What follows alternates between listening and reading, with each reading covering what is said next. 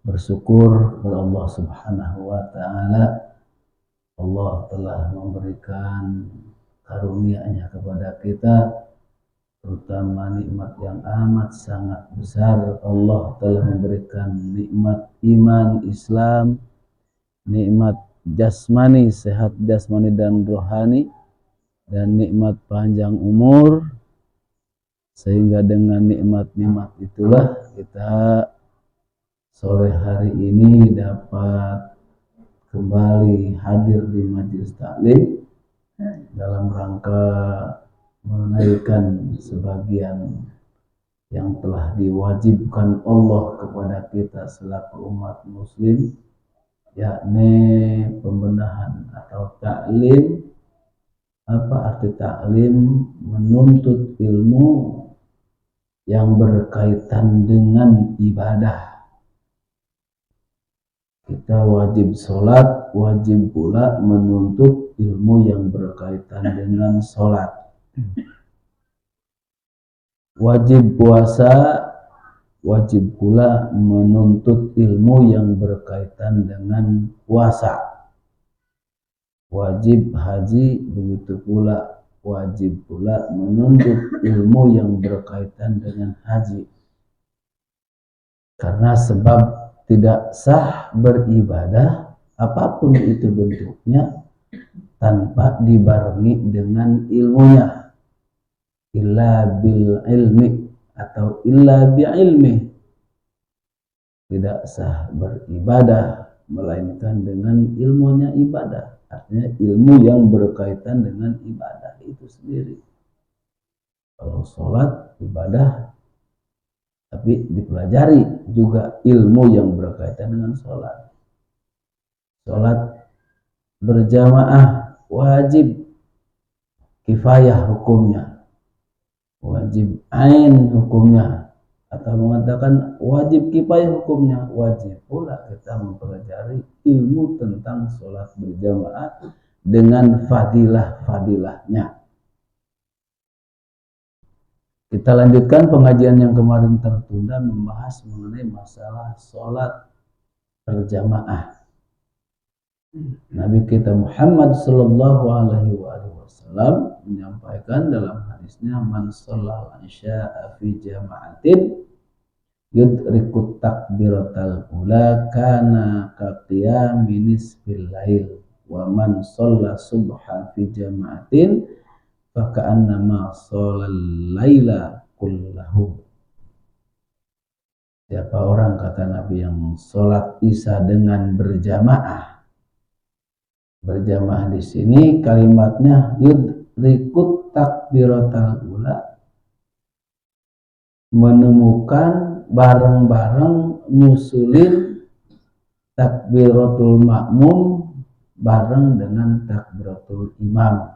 Maksudnya disebut takbiratul ihram. Kan berjamaah ada dua hal. Ada berjamaah yang dimulai si makmum dari ketika imam takbiratul ihram. Ada juga termasuk berjamaah atau hukum sholat berjamaah atau mendapatkan pahala sholat berjamaah, namun tidak seperti mendapatkan pahala ketika dia ikut bareng takbiratul ihram awalnya dengan imam. Termasuk juga mendapatkan pahala berjamaah atau masuk kepada pahala berjamaah atau masuk kepada sholat berjamaah bagi orang-orang yang bermakmum selama imam belum mengucapkan salam.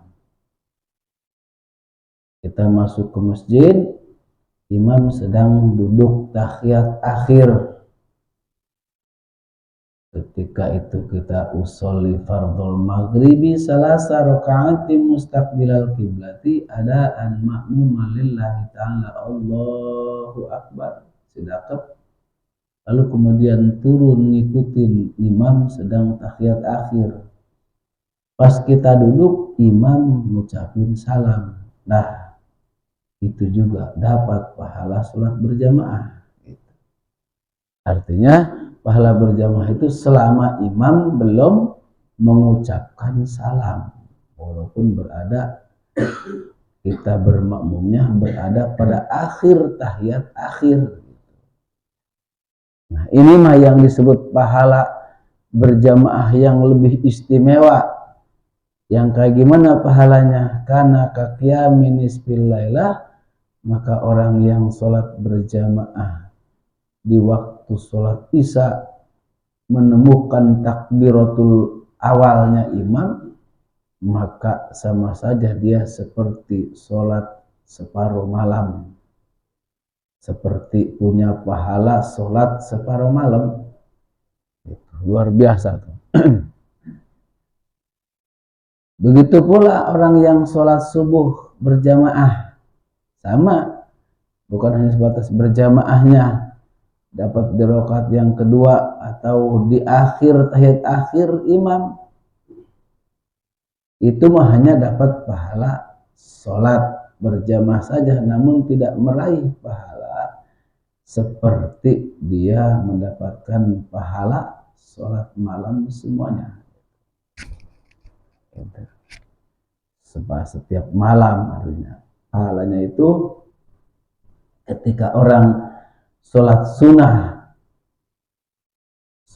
malam, maksudnya dimulai dari sholat maghrib, baik itu yang berkaitan dengan sholat maghrib, ba'da atau qobla, begitu pula qobla isya dan ba'dahu, dilanjutkan dengan sholat malam tahajud dengan 11 rakaat umpamanya, hajat juga sama, kemudian sholat fajar sampai akhir fajar. Maka bila dibandingkan dengan sholat subuh satu waktu, malah lebih besar pahala berjamaah sholat subuh ketimbang tadi sholat malam, sholat sunnah malam dari mulai maghrib sampai subuh. Kenapa? Nggak ada kayaknya, kecuali para wali-wali Allah mungkin ya. Kalau kelas-kelas kita mah nggak ada yang sholat mulai maghrib kayak terus-terusan sholat sampai subuh gitu, nggak ada sih model-model kita mah. Kita paling sholat maghrib juga yang wajibnya, sama yang sunnah itu juga yang wajib sambil ngelamun kita makan. Iya, sambil ngelamun. Ini mah orang yang sholat, yang mendapatkan sholat pahala sholat sunnah semalaman penuh, yaitu dengan sholat yang khusyuk, maksudnya pahalanya. Maka oleh sebab itu lakukanlah sholat subuh dengan berjamaah ya. Males memang Pak, tapi kalau memang sudah ada hidayah dari Allah Subhanahu wa Ta'ala, jangankan ada speaker, terdengar suara tarhim, sepi dari speaker, maka ketika hidayah sudah datang mah akan bangun pada jam yang sudah ditentukan Allah Subhanahu wa Ta'ala, yakni waktu subuh. Zaman dulu memang ada speaker? Nggak ada.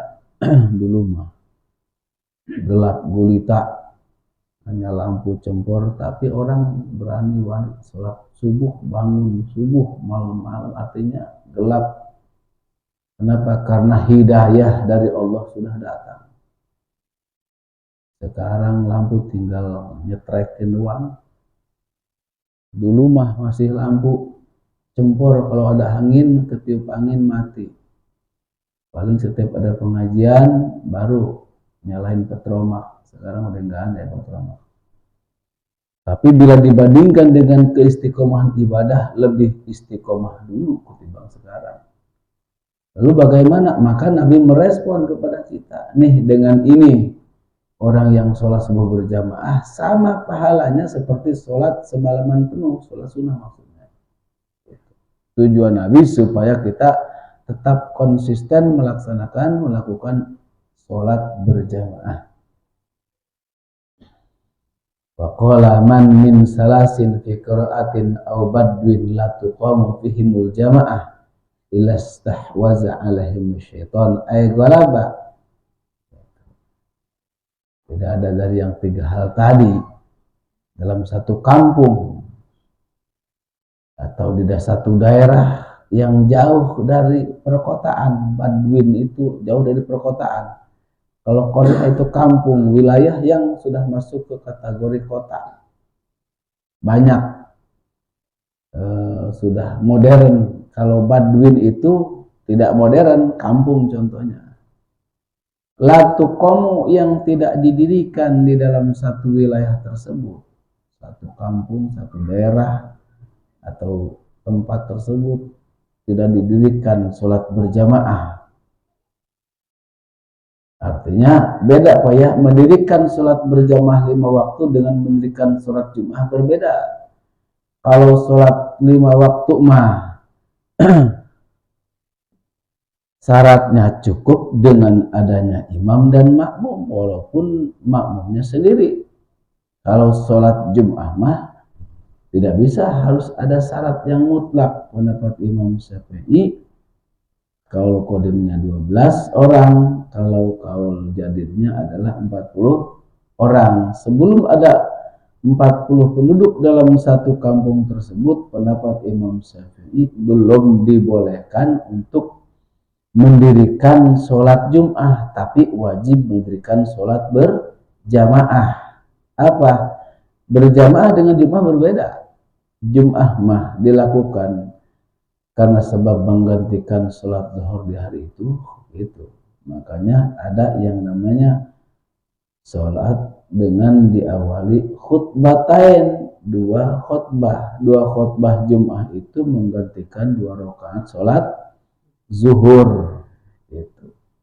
Begitu pula 2 rakaat sholat Jumat menggantikan juga 2 rakaat sholat zuhur, maka pantas di waktu Jumat tidak ada sholat zuhur. Lalu bagaimana kalau di dalam satu daerah ada yang setelah sholat Jumat suka sholat zuhur lagi?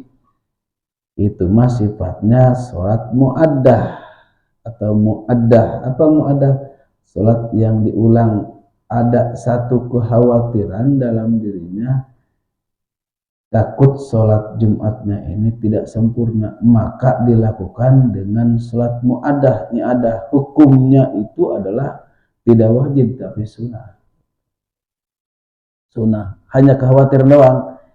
Kenapa? Imam Syafi'i menghitung tentang wajib mendirikan satu kampung tentang sholat Jum'ah itu apabila sudah tercapai 40 penduduk yang memahami, mengerti tentang syarat sah Jum'ah.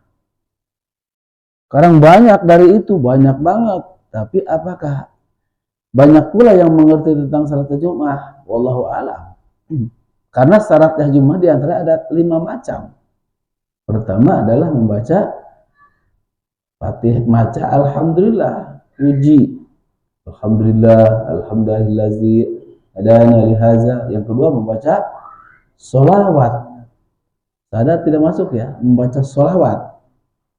Yang ketiga berwasiat takwa.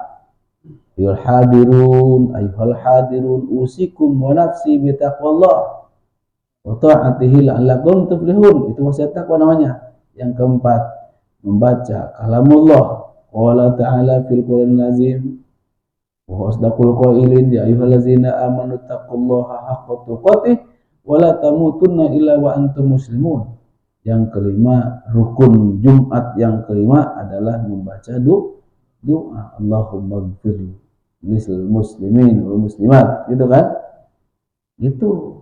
Jadi kalau diantaranya hanya sebatas Jumat tapi tidak memahami tentang Jumat, walaupun melebihi daripada kategori 40 penduduk, apalagi orang penduduk, maka tetap pendapat Imam Syafi'i tidak mengatakan ada kewajiban Jumat. Alasannya kenapa? Karena aturannya sebetulnya yang memahami tentang syarat sah Jum'ah yang 5 tadi.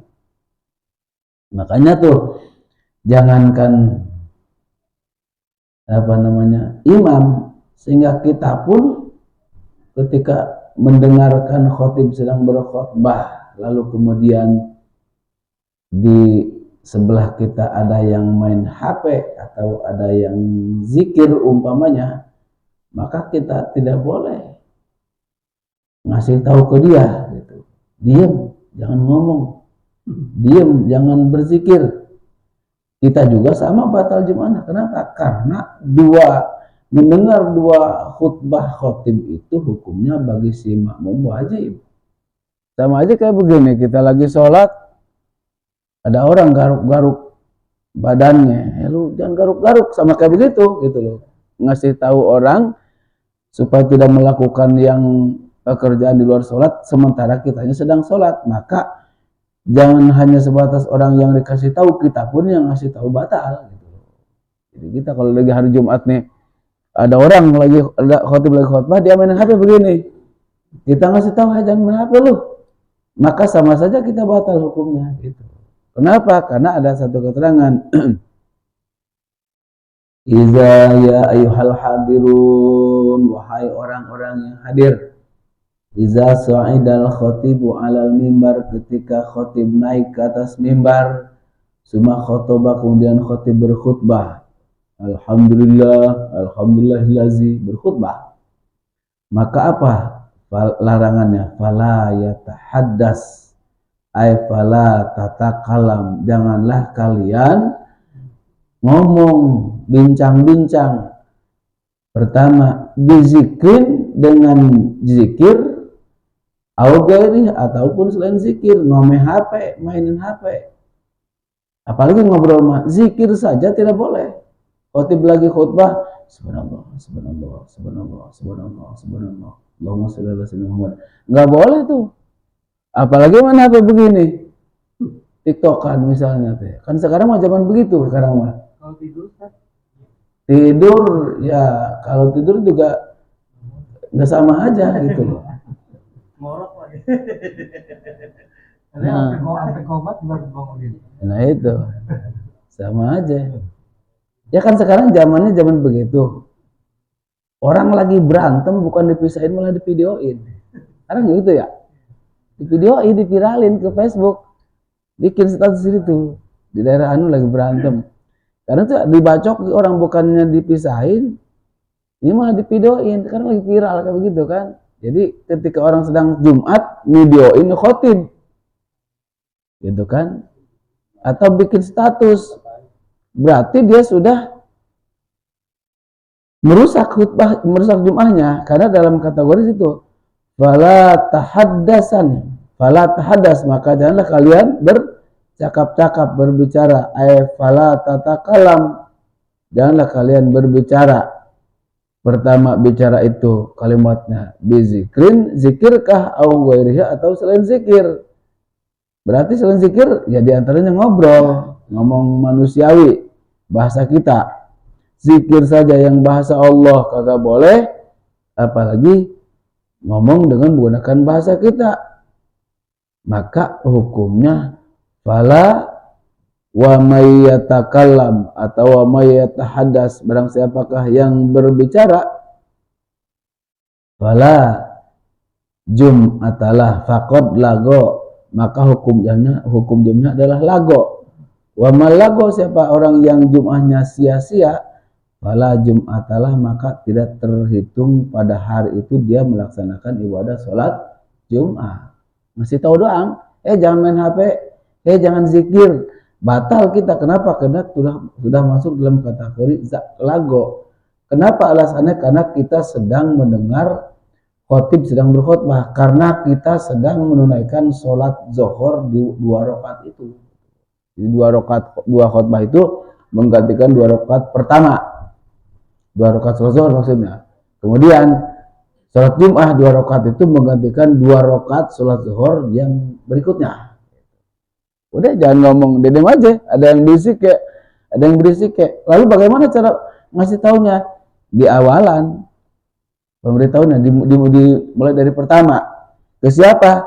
Baik itu yang ngumumin kepada pembawa acaranya, hadirin yang bawa HP tolong dinonaktifkan dan tidak boleh menggunakan HP, tidak boleh berzikir saat khotib sedang berkhutbah.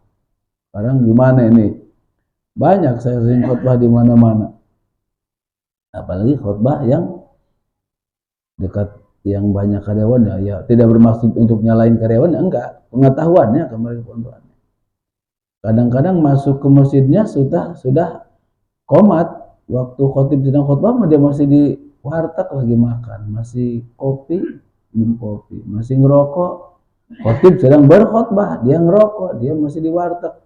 Ketika terdengar qomat, para penutup masuk tuh, pada masuk. Artinya sholat Jum'ahnya cuma di sholat Jum'ah doang, tidak mendengarkan khutbah, sedang khotib sedang berkhutbah. Maka yang kayak begitu, fala Jum'atalah, tidak terhitung sholat Jum'ah. Karena dia tidak mendengarkan khotib sedang berkhutbah. Karena dia sholat Jum'ahnya, sholat Zuhurnya berarti cuma 2 rakaat. Boleh nggak sholat Zuhur 2 rakaat? Tidak boleh, kecuali yang dikosor jamak takdim jamak ta'khir. Yang kayak gimana itu? Pergian. Itu pun digabungkan antara sholat Zuhur dengan sholat asar. Namanya jamak takdim, kosor jamak takdim antara Zuhur dengan asar. 2 rakaat baru. Kalau sholat biasa mah tuh nggak boleh 2 rakaat. Sholat Zuhur. Aduh, mau buru-buru kerja nih. 2 rakaat sholat Zuhur. Nah, besok nggak boleh, nggak bisa. Nah, berarti itu tadi, kalau orang yang tidak mendengarkan Jumatan, khutbah Jum'ah, maka sama saja dia tidak terhitung menunaikan sholat Jum'ah di hari itu. Faqad lago, sia-sia. Maka apabila ada orang setelah sholat Jum'ah, dari awal dia mendengarkan khotib berkhutbah sampai terus kemudian bermakmum pada imam Jum'atannya, akhir setelah salam dia sholat 4 rakaat. Maka itu disebut sholat mu'addah, sholat mengulang. Tapi bukan berarti dia meyakini bahwa sholat Jum'ahnya tidak sah, namun berhati-hatian atau sifatnya berhati-hati dalam beberapa, takutnya nih Jum'ahnya tidak sempurna. Kenapa? Karena tadi jangan-jangan cuma jumlah 40-nya saja yang banyak atau lebih, tapi cara dia memahami dan mengerti tentang syarat Jum'ah nggak ada. Begitu. Ada terus satu wilayah, termasuk di kampung saya juga begitu, ada yang sholat Jum'ah, sholat Zuhur lagi 4 rakaat, tapi sifatnya i'adah, sholatnya ada. Nah, mengenai sholat berjamaah mah tidak ditentukan mesti 40 penduduk.